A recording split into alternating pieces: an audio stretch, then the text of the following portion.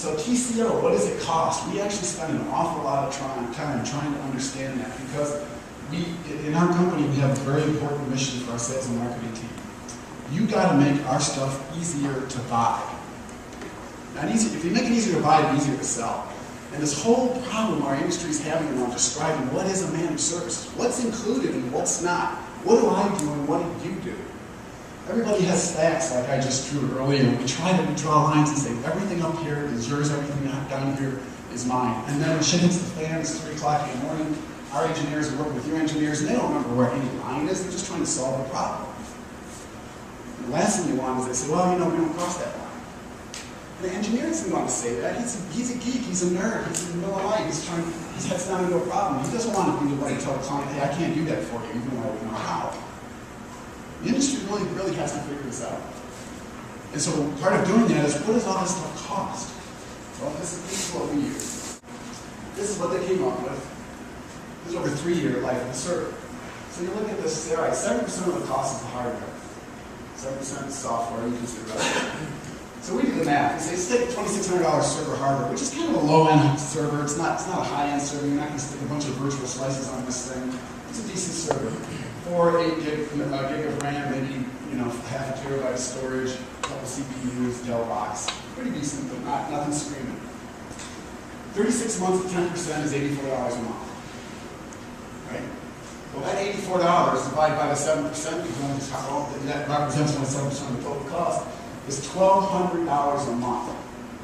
That's the total cost of ownership for a $2,600 server.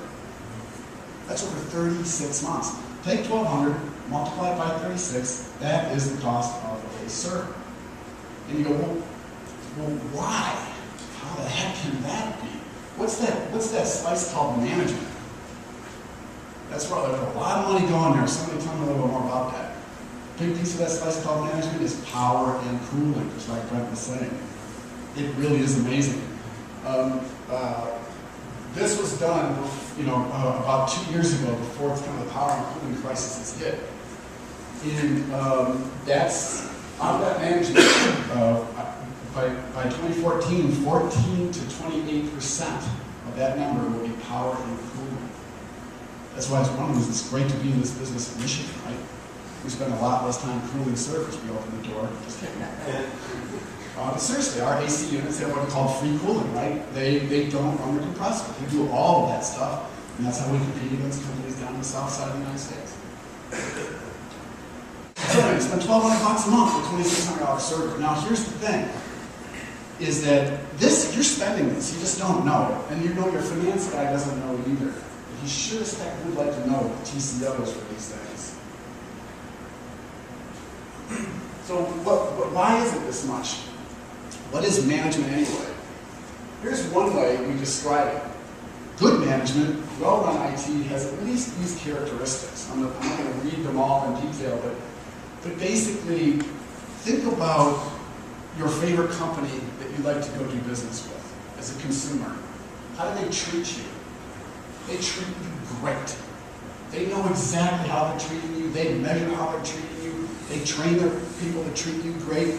The experience is fantastic. That's what a well-run IT department is supposed to be.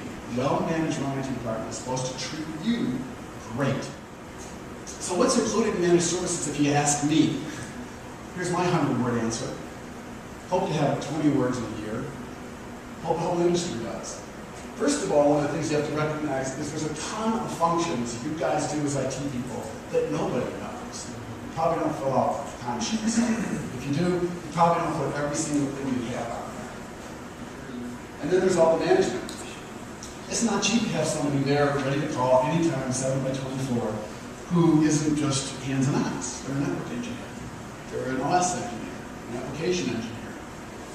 You got to have an online portal. If you don't have an online portal, how can you have visibility into what's going on? You want to see the same thing the engineer is looking at right when they look at it. So like we have this cool thing called OT Talk. It's this virtual whiteboard, because we have engineers at all the data centers all over the place. They have it on their iPhone, they have it on their BlackBerry, they have it on their desktop. All the time. It's like a Facebook. They can post a message there anytime they want. They go reboot a server for a client, they'll go, hey, I just rebooted a server for a client, John Doe.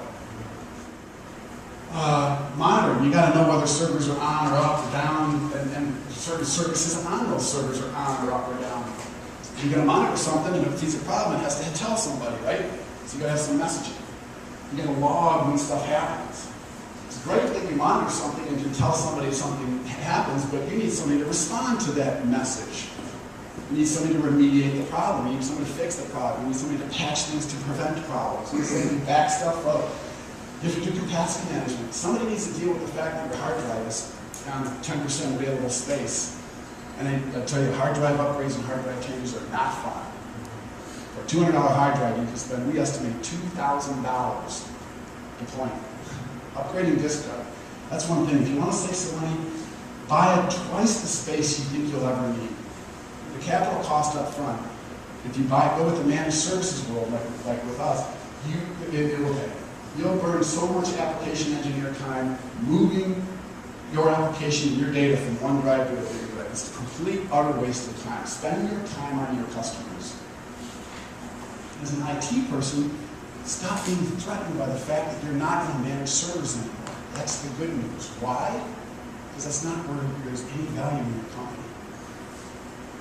Why is that?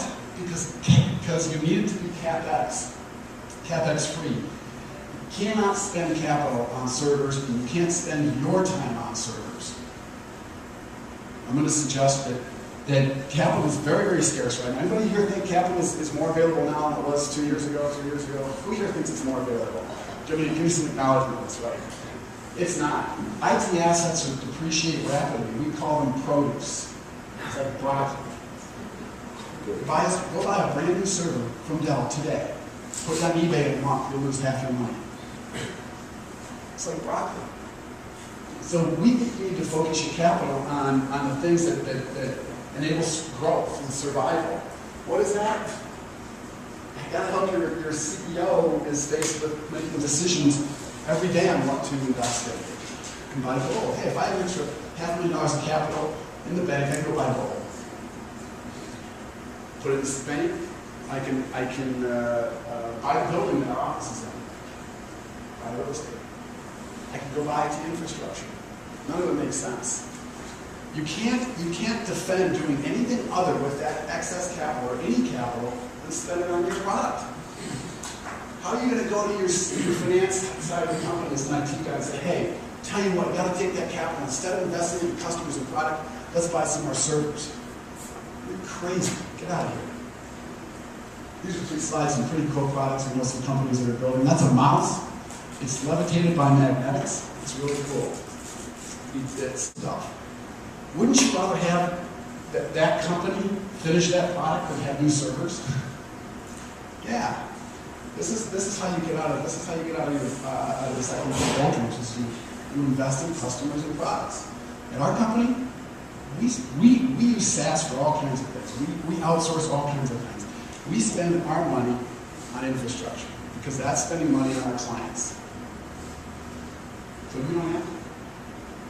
So in summary, help your boss, help your company, reduce your capital expense, increase your ability to focus on your customers, fix your costs, expand your abilities. So outsource as much of your IT infrastructure as possible so you can invest your capital in your customers. So the question is, can it save your company? That's what you're talking about. Well, I'm going to try some logic here, see if this works. So if you believe you got to grow or die, and I do believe that, growth comes from new or existing customers. You can't grow without more customers or selling more stuff to existing customers. And the growth requires capital. Pretty much everybody agrees that those 3 things are true. So given that capital is scarce, we all agree that that is true. CAPEX-Free fixed price IT conserves capital, right?